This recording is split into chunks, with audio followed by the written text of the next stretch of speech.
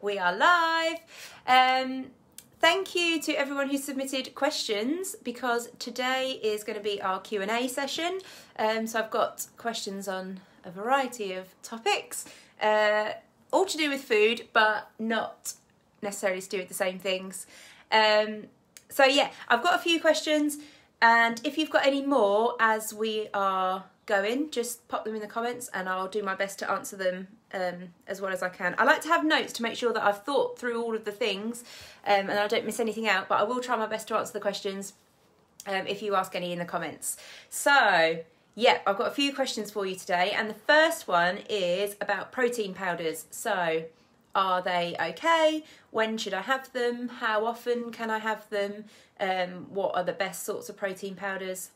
Sounds like a lot to cover, but there actually isn't too much to do there, because so protein powders are a food that I like to think of like an amber food. So like if you think of like a traffic light system, they're like an okay food. You could have them like once a day and they're going to be absolutely fine, maybe even twice a day if you had to, and that would be okay. What you don't want to do is rely on them for every meal. So yeah, they're like an amber food. Have them sometimes. Having said that, you know, if the choice is I can't get any protein or I'm going to have protein powder, like do that. I would much rather you got the protein in than didn't have them. So try and stick to whole foods as much as possible, but if you can't get enough protein in without having some kind of protein powder, and that's generally me as well, that's how I get it in my breakfast mostly, have that, that's fine.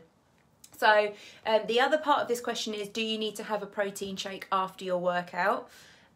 Not necessarily. You could do, if that is part of you trying to bump up your protein intake and it just works well for you and you feel good and it gives you a bit of energy and recovery after a workout, do it.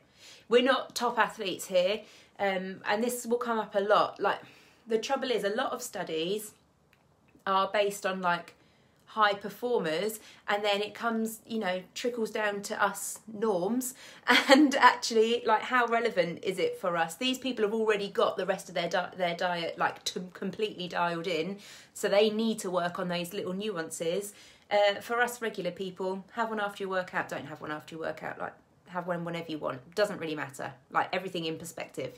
The only thing then about choosing a protein powder would be just make sure you get one that's got pretty clean ingredients. So you can get some that have got loads of other things chucked in with it. Oh yeah, thanks Anika, I'll add that in a second. Yeah, you can get loads of protein powders that have got just loads of crap added in. You can get ones that have like, if your goal is weight loss, you can get protein powders that have got loads of like bloating type ingredients and muscle gain and fat promoting ones. Don't get those, just get ones that are literally just like whey. Or if you're vegan or vegetarian, don't obviously get whey, get soy based or pea protein or whatever, but just try and get as few ingredients as possible. But aside from that, yeah, protein powders, tick tick. So BCAAs, again, it's like top level stuff. Probably is going to make a difference to you if you're like, I don't know, Matt Fraser, Eddie Hall, those sorts of people. For us normal people, you'd be better off spending your money on, you know, those really big things that you need to worry about in your diet, making sure you get quality meats, making sure you're getting whole foods, fruits and veggies and stuff like that. So have them if they make you feel good personally. You know, it might be like a placebo effect. It might actually physically affect you. If it feels really good for you, keep doing it. If you're not really seeing any benefits from it, just don't worry about it. And the other thing linked to that is pre-workout. This was the other question I got, like, do you need to take pre-workout?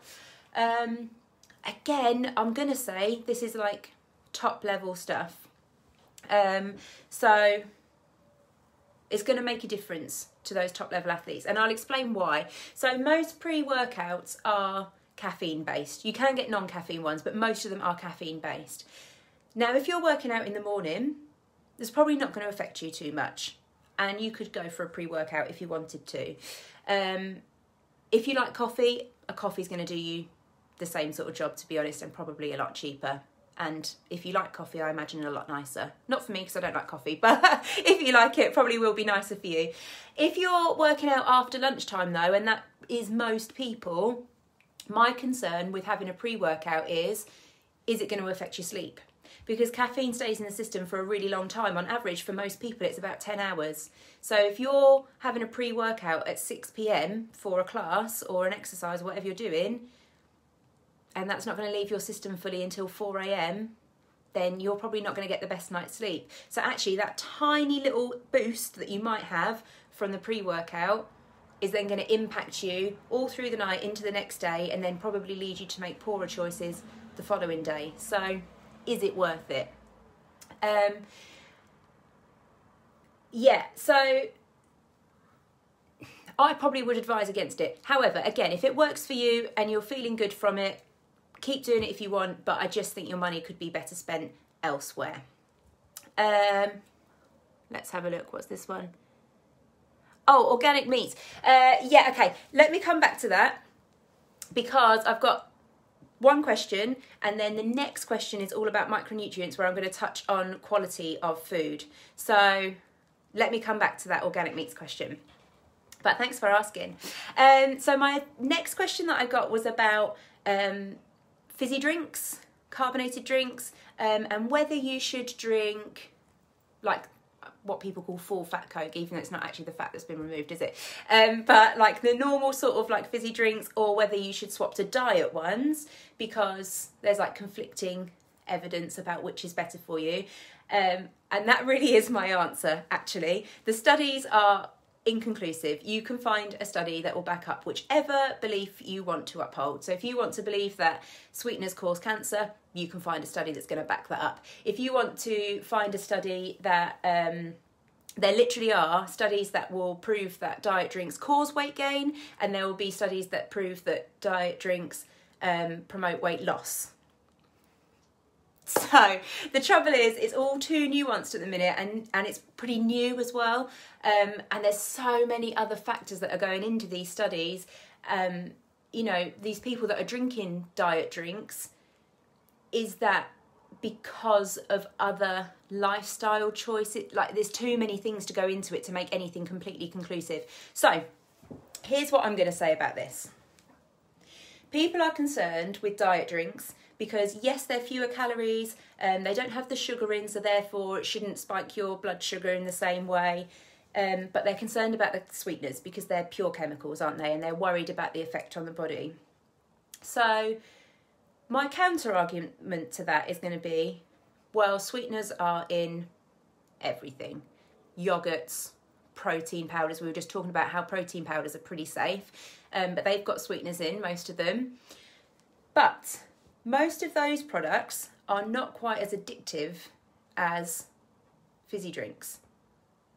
Nobody's going, oh God, I've just had a protein shake, I really, really want another one. So the thing with that is, it's not the sweetener itself necessarily. In fizzy drinks, there tends to be a lot of caffeine, and caffeine gives you that hit, doesn't it? It gives you that burst of energy. So you're getting the sweeteners, that's giving you like a feel good, because you're getting that nice sweet taste. You're getting the caffeine, that's giving you a rush of energy. And here's something I actually found out about fizzy drinks. I'm not a big fizzy drinker, actually, but there's a real thing that the reason that fizzy drinks are nicer than still drinks is because of the bubbles and the carbonation. It's like kind of like an acid on your tongue. This is what they found out. It's almost like a pain pleasure. So because it's like burning slightly, that's why people like go for the fizzy drinks. So that combination of those three things, the energy burst from the caffeine, the feel good in our brain from the sugar, and the like burning sensation, those three things work together to be like a hit. So then you have your fizzy drink and you're like, yeah, that was really good, I need another one. So the problem isn't really the fizzy drink itself. The problem is the addictive nature of the fizzy drink. So the real question then comes, what proportion of the diet is the fizzy drink? If you're drinking 20, 30 cans of Diet Coke a day, yeah, probably we've got a problem. But let's just consider these two people. You've got, on the one hand, somebody who's drinking 1 or 2 cans of Diet Coke every day, but the rest of their diet is total crap. They're eating, you know, just donuts, biscuits, crisps, chips, everything fried, like just the worst diet. Is cutting out the fizzy drink going to be the thing that really changes their world? Probably not. They've got bigger things to be focusing on.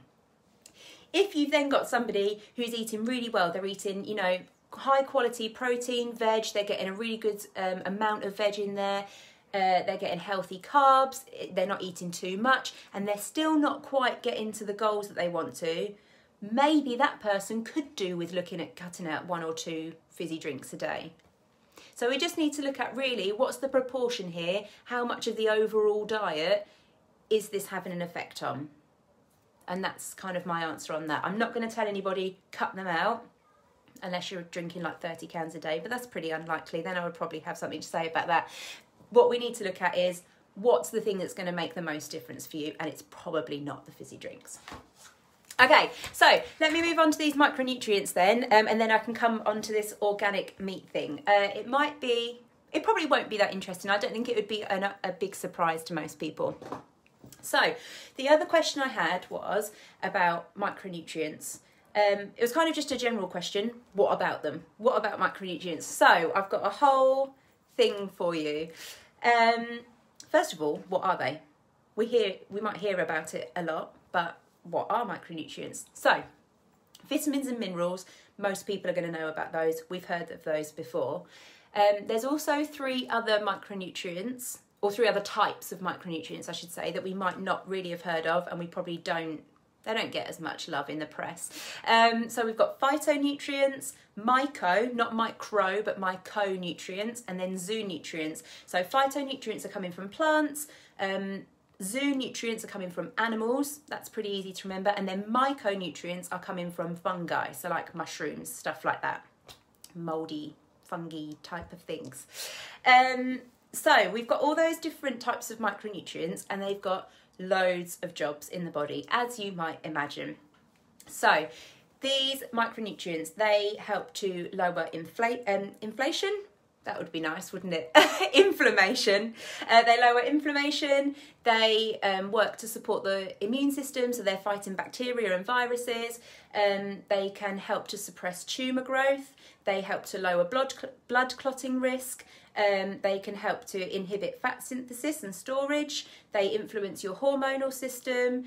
They help to build and grow and sustain muscle. They lower the risk of heart disease. Like, there's so many jobs for these micronutrients, so they're really important. Without them, we're in a whole heap of trouble. So we really need to get a good balance of all these micronutrients in, and most people understand that, which is why they're popping these supplements and pills and vitamin tablets all over the shop. But here's my thing about this. As much as possible, we want to try and get them in actual, real, whole food. And there's a few different reasons for that. I mean, the one obvious benefit being that when you eat them in whole foods, you're getting not just those micronutrients, but you're getting the fibre from the whole foods and the water. Fiber's good for you anyway, but those 2 things are going to help you to feel full. So it's probably going to like reduce cravings for other foods, and you're going to eventually like phase out processed foods. So that's like on a grand scale, that's a really good thing about eating whole foods. But on a more specific scale, the micronutrients actually work slightly differently if you have them in a pill form or a supplement form, compared to if you eat them like straight out of the food. So an interesting thing is that actually you need certain micronutrients to help absorb other micronutrients. So like some vitamins and minerals can't be used by the body very effectively without this other one to help like support it. And funnily enough, in natural foods, you tend to get those vitamins and minerals and micronutrients together. It's almost like they knew that you needed this one to help this one. And I'm sure that they've studied that in pills and things, but the level's not necessarily going to be exactly right. And that's the other thing. If you're taking supplements, you can't necessarily get the dose correctly. It's really hard to overdose by eating like sweet potatoes and peppers. Like you'd have to eat a ton of those to overdose on any vitamins and minerals. So the dose is better for you as well. Now, this is the interesting thing as well. The molecular structure of the micronutrients is very slightly different in supplement form and in natural food form. And it's just in a way that the body can absorb that little bit better. So it's kind of like if somebody wants to pay you for something and they give you 10 euros. Well, sure, you can use that 10 euros, but there's just that extra step. You've got to go to the currency shop, you've got to change it up, and then you can use it. And it's kind of the same thing. If you're having the supplement, oh, and by the way, once you've changed it, they've probably charged you like a 10% commission rate or whatever. Like, you've just lost out a little bit, you've lost out a bit of time. And it's the same with these supplements. If you're having those and the body can't use it straight away, it's got to go through a process. Like, it's just a bit of extra work. It doesn't get used effectively. So if you can get it straight from the source, obviously that's going to be much better for you. Zoo nutrients in particular, so micronutrients from animal products, they tend to be completely different. Well, not completely different, but quite different in supplement form, as in from the whole foods. So this is why I say about getting organic meat, because those nutrients as well, not just the difference between meat or animal products and supplements, but animal products themselves will vary quite significantly in the quality of the micronutrients and the way they're absorbed, and the levels of them, depending on how the animal was reared or how it was, you know, looked after, brought up, whatever you want to say. So that's why I say, if you're going to spend your money anywhere, if you've got a ton of money, you're thinking, I'm going to spend this on my health, pre-workout is probably not the thing that's going to do you the most favours. It's probably going to be spending that money on higher quality meat from animals that have been raised better, have had a better lifestyle, and are therefore going to have better levels and better quality of micronutrients in them. So I hope that's answered your question about the organic meat. It doesn't necessarily have to be organic, I'm just saying. And it doesn't have to be all meat. I went through a phase a little while ago where I was just buying one meat source that I was having would be an organic one, just to try and, you know, improve it a little bit somewhere. So that's an option. But yeah, let me know if that didn't answer your question about the organic meat. So I think I've got 2 more questions. No, 3 more, but they're quick ones. That was a really long one about micronutrients because I had a lot to say. 3 more quick questions. These are quick fire ones. So, does weight loss cause hair loss? Can do. Yep. And it tends to be from when you go like drastic cuts. If you're going down to like crazy 1200 calorie diets from nothing. Yeah, Rob, go for that nice pasture fed meat. Yeah. Yeah, if you go into like a crazy dramatic diet where you're cutting out entire food groups or you're drastically dropping your calories, it's going to affect your hormonal system. We talked about that a lot in the carb live video. Yeah, and that hormonal system is going to just have effects on your hair. Like, that is not the most important thing to your body right now, to be growing gorgeous, luscious hair. You just need to survive. So yeah, that could happen. Do weight loss pills or fat burning supplements work? I could make this a little bit longer. I'm going to say don't waste your money. So the way that these work is mostly based on caffeine, which we just talked about. You can just get that from a cup of coffee, or chocolate's got caffeine in it. I'm not advising you eat loads of caffeine, loads of chocolate or caffeine. But yeah, you can get caffeine from other sources, and also spices, because they tend to boost your metabolism. So that's the theory behind it. And these companies are really good at selling on theory. Because it sounds great, doesn't it? Why wouldn't you have these things that are going to rev up your metabolism and therefore you're going to burn more calories by doing absolutely nothing? Yeah, okay, but we're talking like a 1% increase or something crazy like that. Like, it's nothing. And actually, it's very temporary. So you might have this fat burning supplement, but it might last like half an hour at a 1% increase. Well, that was 40 quid you're not going to get back. Now, there is a tiny little window. If you were to have a fat burning supplement just before a workout, that's when your metabolism's going to be ramped up that little tiny bit. Let's just remember the perspective here. It is a tiny bit. And then you might burn some extra calories. But even if we are to think about this as being 5%, and that's pretty generous, if we have increased our metabolism by 5% and we've burned 200 calories in a workout, we're talking about 10 calories here. Was it really worth spending £40 on fat burning supplements? I don't know where I've got 40 quid from. That's just what I've assumed they cost. Was it really worth spending that money on 10 calories? Or could you have just done a burpee and called it done? Or just gone out for like a 5-minute walk? I just think it's not worth it personally. Now, again, this is what I'm saying about these top athletes and where stuff is like trickling down to us. If you're a top athlete, if you're a bodybuilder and you are getting ready for a show and you need to shred every tiny little bit of fat and that 10 calories means a lot to you, you are going to go down the fat burning supplement route. But for us normal people, that's not really going to be worth it for us. Just do a couple of burpees. Save your money. Okay, and my final question is, how do I choose a diet? My first broad answer would be don't. Don't choose a diet. But if you're going to choose something because you like the structure of it, blah, blah, blah, whatever, you need to feel like you're doing something. Look, all diets work. All diets work. But you need to pick a diet that is going to work for you. The diet is just a tool to get there. And if that tool doesn't work for you, if you can't use it, then it's not going to work. You just need to be in a calorie deficit. That's all you need. It is literally that simple. And I'm going to do, next week's live is going to be on calories actually. And that's going to be, I've got so many things to say about that.